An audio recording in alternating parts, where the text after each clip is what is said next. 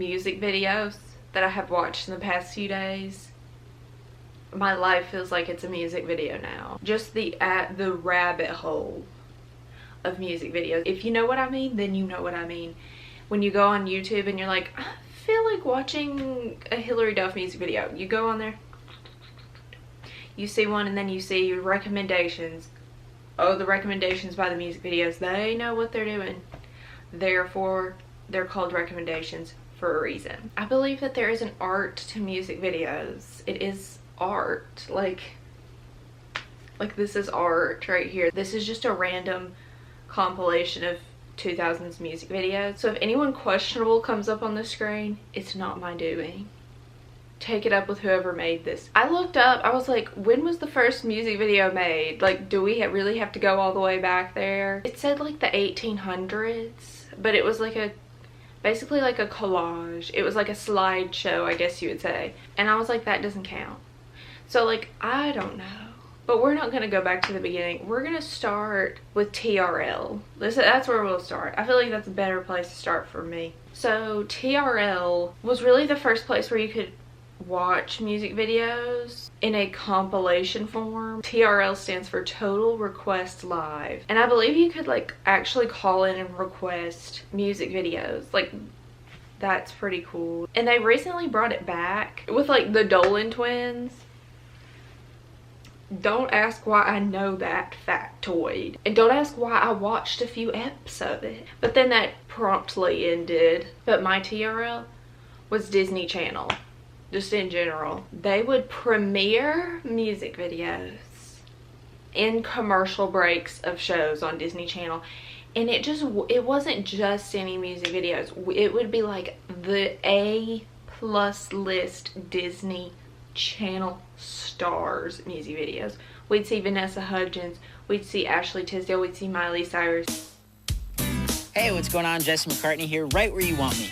That's the name of my song in the new Disney Channel original movie, Return to Halloween Town.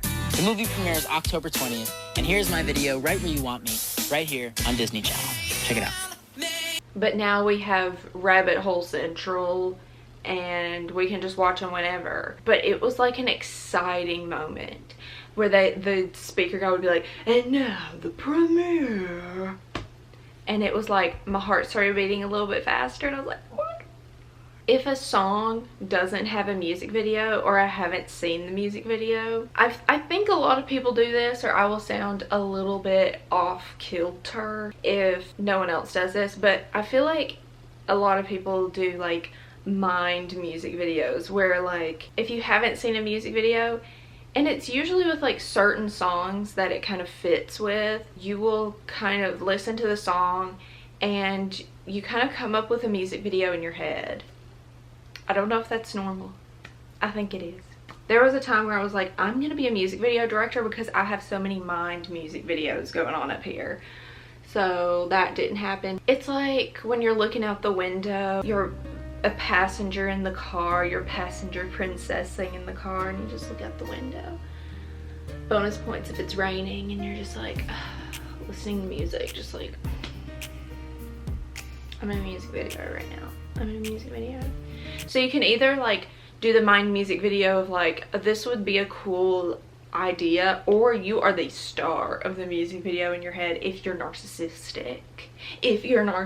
No, I'm just kidding. I had heard this on like a podcast or something, and then I looked it up and I found something similar about different ways that people listen to music. I feel like this can affect the way that music videos turn out too, or the way that people respond to certain music videos. So there's the passive, responsive, and active ways of listening to songs. This article applies it to like the classroom, but we're not talking about active listening in the classroom right here on this channel today specifically. We may get into that next week. But passive listening is when you are listening passively, you are allowing the music to be in the background. You aren't really paying attention to it. Sometimes we do this while reading. Have you ever sat down to read a book for pleasure or as an assignment and your mind wandered to other things? The conversation next to you, a list of things you need to get done, your growling stomach, things you'd rather be doing, or even a faraway island? What faraway? What are they talking about? when you get back to the book, you find you're on the next page, but you haven't absorbed a word, you just read, in quotes. You have blocked out the meaning behind the words. That's exactly what happens when you have music on and you're doing homework, reading, talking, talk to a friend. Basically, like, okay, if you just have music on in the background, you're not really paying attention. That one's tough for me. I don't do that a lot, especially when I'm alone. It's hard for me to just have music on in the background, and especially if they're singing, I'm listening to those lyrics. So it's pretty hard for me to just be a passive listener, especially when I'm in my car too. If there's a song playing, like, I want to be in it. Especially if I'm just like driving for a while, like I want to like feel the music. So it's really hard for me to just put music on and for it to just be like in the background. I think that's what the radio's for. When I turn on the radio, I'm not picking the music, so it kind of makes it more of like a background thing. It's like I'm not in charge. I'm taking, Jesus take the wheel with the music part. No, I have my hands on 10 and 2 actually, like in different areas, but someone else, that radio personnel, has taken the wheel on the music part. But when I'm trying to pick music off of Spotify, like I'm acting like I am choosing the formula to make the atomic bomb, like I am Oppenheimer. Like I have to pick the right thing or the world is destroyed. So then there's responsive listening. When you responsively, they have typos in here. This is for classrooms and there are typos. When you're responsively listening, you are in some way responding to the music. Maybe you're singing or dancing, tapping your foot or clapping your hands. Sometimes the music engulfs you and drowns everything else out. I feel like I'm a responsive listening gal. If I listen to sad music, I'm going to be in a bad mood. I'm gonna feel a little bit melancholy. Big word, melancholy. True. But there are some songs, it's so hard though, because it's so hard. Life is so hard. Because sometimes there are songs that I absolutely love, but I'm like, am I willing to put my emotional well-being at the moment at risk to listen to this beautiful, sad song? Like recently I've been really liking Lizzie McAlpine. Her new album is gorgeous. I love it. It deserves a Grammy. But it's so sad. It's so sad, but it's so beautiful at the same time. I don't know, like sometimes I have to be like, okay, I can't listen to this right now. Like I have things I have to do and I can't sulk at the moment. And it can also do the opposite. Like if I listen to like a hype song, I don't know what that, if I listen to a hype song, get hype, raise the roof, then I will get hype. I will get pretty hype. I love albums. I'm not much of a just like playlist person, so I love like a good album that I know is gonna like get me up. Like I have getting ready albums. And then if we're taking it a step further, we have active listening. Active listening to music is when the music is the main focus and the listener is really thinking about the music. They're trying to learn or understand the lyrics of a song. Other times they want to study the melody of a song so that they can play it on an instrument. Or they'll imagine stories that are happening inside the music or even relate the music to their own lives. Actually, I do a lot of that too, active listening. Active. I'm just like thought daughter. Thought daughter, T-H-O-U-G-H-T daughter. So this is when you're like dissecting the lyrics to relate to your life. Like when a song directly relates to your life, it's a euphoric feeling. Whether it's in like a good or a bad way that it relates to you, it's like, did they read my text messages? Did they hear my phone conversations? And one thing that Taylor Swift is good at, and people of her genre, is that she can make it seem like it is specific to you. It's like a little bit too specific.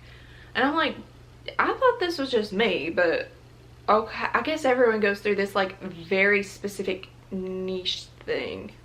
And then that is where you're doing your mind music videos. That is where you are like, I'm the star of this music video. Here we go, everyone. I think when you don't know the artist's meaning behind the lyrics, I think it's a lot more fun to, okay, there's an ad. I think it's a lot more fun and you can be a lot more creative with active listening when you haven't seen a music video and when you don't know the exact meaning behind lyrics to the song. So I think a music video can really make or break a song. Here's some of my favorite and least favorite tropes of music videos. Now this is like super broad. There are exceptions for literally all of these, but I find that like more often than not I'm feeling this. So do you want the good news or the bad news first?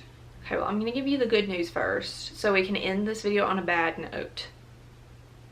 Okay, I'm sorry. The POVs. For example, like the Justin Bieber, Nicki Minaj, Beauty and a Beat, where it looks like he has the camera and it was like found footage. Like they were really going for the Blair Witch, but not horror type of vibes with this one. And the One Direction. These are all like boy band, like these are all gonna be like your basic music videos. We're not getting deep into the indie artists here. And the One Direction Night Changes music video where it's like a POV that you're on a date with them.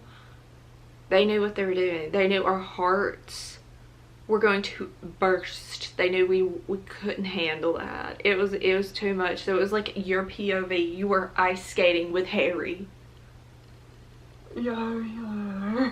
I didn't know that I needed to know what it would be like to play Scrabble with Niall in a sweater by the fire. Like, I didn't know I needed that. Another kind I love are the slow-mo one-shot videos. Someone that I think does this really well, I think she's done it in a few of her music videos, is Faye Webster.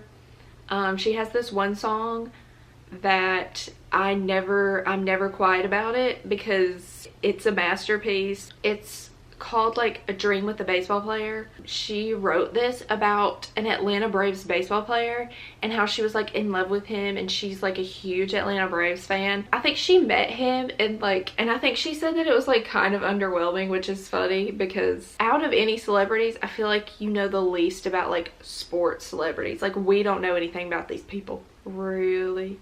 Which makes it easier to fall in love with people or be infatuated by people that you don't really know much about. And again, like One Direction's You and I music video, pretty simple concept where they like switch into each other. It's like, wow, wow. Demi Lovato's Don't Forget, that was an emotional moment. And I feel like it wouldn't have been as emotional if it had been some like elaborate music video. As you'll see, I'm like, are they showing this music video again? They're just showing a scene from a movie. Okay. Oh, we're doing the same thing. As you'll see, like, I really appreciate like a simple concept for a music video. I think if you're doing too much, it kind of does the opposite effect for me. 1,000 Miles isn't slow motion, but it's kind of like, it's not one shot, but she's literally just playing her piano, rolling down the road different places, and I really love that. And it puts the focal point on the right thing, which is the piano. Like when you think of 1,000 Miles, you think like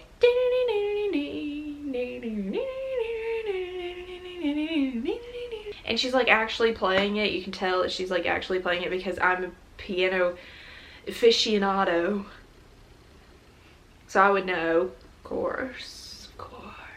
The next one, probably like one of my personal favorites, a simple serve. We just want to serve. We just want one serving. We want a serving. Vanessa Hudgens, she pulled up with the serve. She had the serving ready and she served it to us. Ashley Tisdale, Allie and AJ, they were just like a lot of the Disney girls. I feel like it was because they didn't really have anything to prove to us because we already loved them. They could just serve, she could just do a little, and that's all they had to do. Maybe a little, don't know what that was, potential breakup song. Pretty simple music video, but you get the feeling like, oh, these girls just got broken up with, I guess at the same moment, at the same time. which would hurt. And then I would in turn be like, okay, I'm 9. I don't have an ex. I cannot relate to this in any way, shape, or form.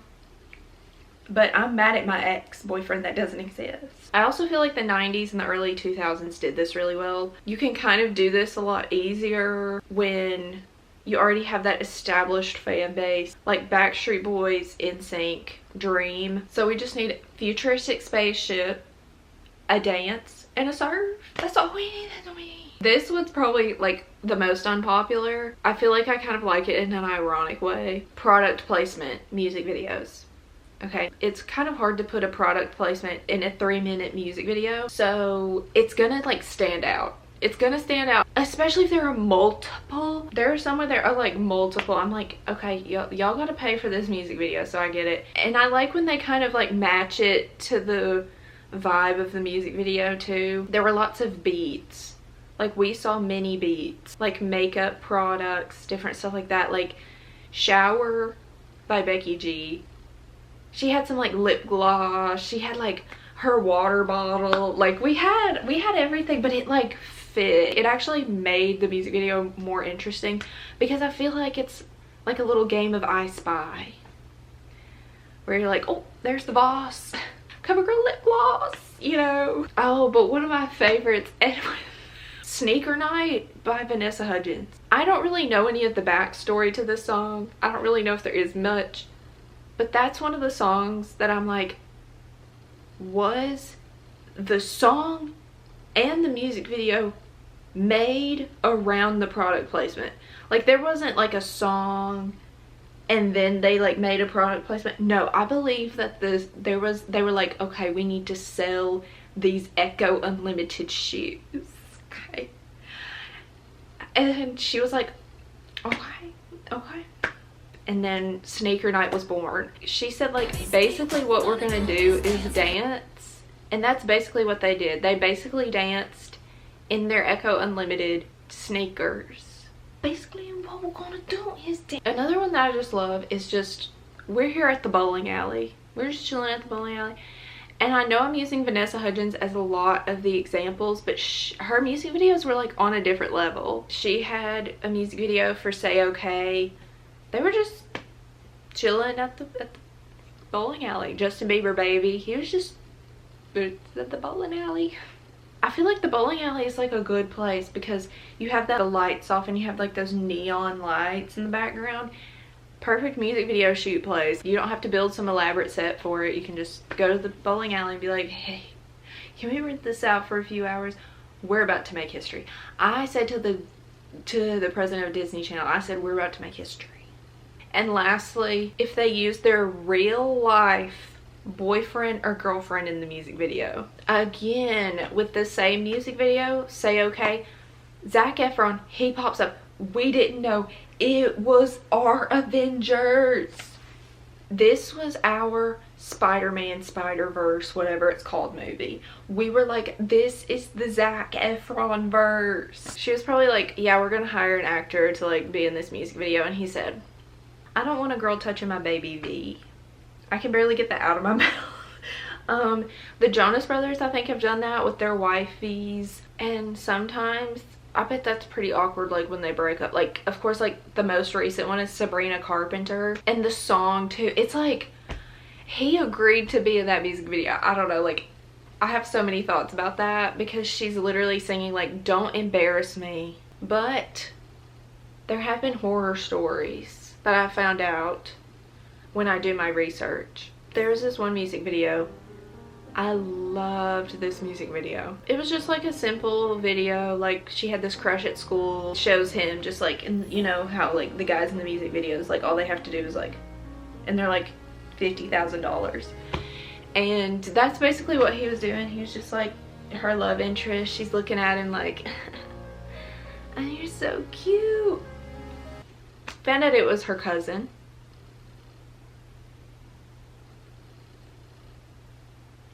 Now, maybe there's some kind of explanation. Maybe he was just desperate for an acting gig and he needed this moment. Okay, so I think that's gradually brought us into the least favorites category. All of these that are least favorites, I can think of a lot of examples of these that I actually do really like. But most of the time, I just don't really like it that much. And there's not, I think mostly these don't have like rewatchability. Number one, probably the least popular opinion, the movie music videos. Okay, this is almost like split 50-50. Like, I like half of them and then I don't like half of them. They spent millions on this music video. It looks beautiful, like a movie. They're actors. They spent a lot of money on this. They took the effort to make this into like a movie music video. But I think some things that make me not really like them are if it's a song and you kind of like understand what the song is about, and then the music video has nothing to do with it. Nothing to do with it. They're just, but it's not like specific to this song. I really like when they pick like a specific like mood for the music video and they stick to it. But these movie ones, that sometimes they will just go off into something else. Like, it's beautiful, but at the same time it's not like adding to the song, and it kind of makes you like not like the song as much. I don't know, especially if it's not like related to the lyrics or the subject matter. And I know like the only person that can really know if it's related to the song is the artist or whoever wrote it. But especially when they have like some random director doing it and they just come up with what they think it's about and not what the artist thinks it's about, I don't know, like there's just no like connection to the song and the music video to me. But one thing that really gets under my skin with these, and this can also be done well, but like more times than not, there is like a scene before the song and then they're like talking throughout the song, and it's not just the song playing through. But I mean, there are exceptions, like Best Song Ever by One Direction. We would not have had that moment. So I said to her, Angelina. Like, if we didn't have that, I don't know how my life would be today. I feel like it would be different. So I said to her, Angelina. Especially when they try to make it like dramatic or something and there's like a whole scene before it. It can be good, like it can be good. But sometimes like I just want to hear the song, see some cute visuals, and go and move on with my life. And then like if it's in the middle of the song and you like start singing the next part, but there's a break where someone's saying like, I loved you though, oh no, and then it goes on with the song, like I can't do that. I can't do it. Another one of my least favorites is when there's a song from a soundtrack of a movie. They just use clips from the movie as the music video. And that's it. It's lazy. It's late, but it can be done well.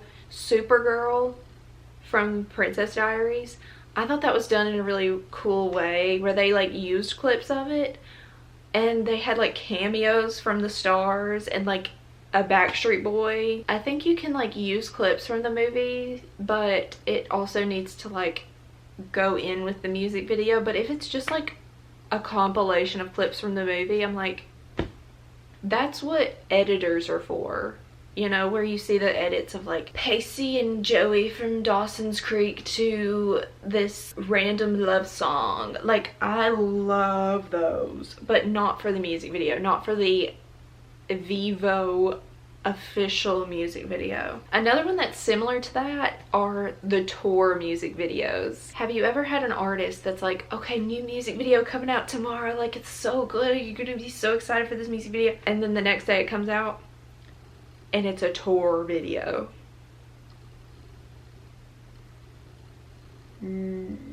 Heartbreak. I guess similarly, like the studio ones where it's like just a video of them like in the studio and you're like, but I feel like if you have like behind the scenes and you kind of see like behind the scenes stuff from it, it's cool. But I don't know, those just like aren't my favorite. Like, they're not bad, but they're just like not my favorite. And then lastly, just in general, if the music video has nothing to do with the song. And I feel like one song that does kind of the opposite of this, and I just watched the music video like in the past few days while I watched like 700 of them, was Shower by Becky G. I don't know if I had ever like actually watched this whole music video, but when I picture a music video for that song, it's that. I'm picturing like summer, it's like 4th of July, we're by the pool, we're just chilling, it's 2014, and it's perfect. It's perfect. And some CoverGirl lip gloss. I'd rather a music video be like a little bit less effort and kind of match the song than it be super high quality and like not really match the song. It's like someone singing about like, he broke my heart on a Sunday afternoon, and then the music video is like, I'm in a James Bond movie, Daniel Craig like jumping in a plane, and I'm like, I don't need all of this. Like, you didn't have to spend that extra $3 million for that. But music videos now, I think the priorities are a little bit different than they used to be. They're expensive to make, like millions of dollars a lot of the time. I think you don't have to do that. I think like indie artists, it's really cool to see like indie artists music videos because you kind of have to be a little more creative, and I think they actually end up being a lot better than big artists music videos. Yeah, and how can you justify spending that much on a music video anymore? Like, what are you getting back from it? I don't really know. Maybe it's just for the art. For the art. Maybe I just don't understand art. Thanks for watching. Thanks for watching. This is kind of like with those Subway Surfers videos where you have like the video up at the top. Yeah.